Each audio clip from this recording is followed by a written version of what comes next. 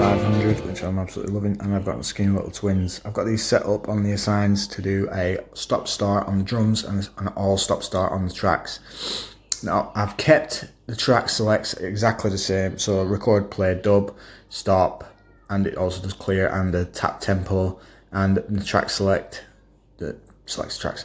You can make these do whatever you want, even though they say what they say.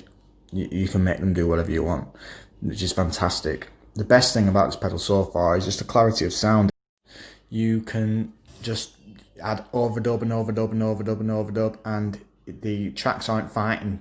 They aren't fighting each other. Everything's coming out clear, and it's beautiful. Check out the Skinny Little Twins as well if you need a control sign pedal for any boss. It's all fantastic. Anyway, I'm gonna show you my loop. Cheers.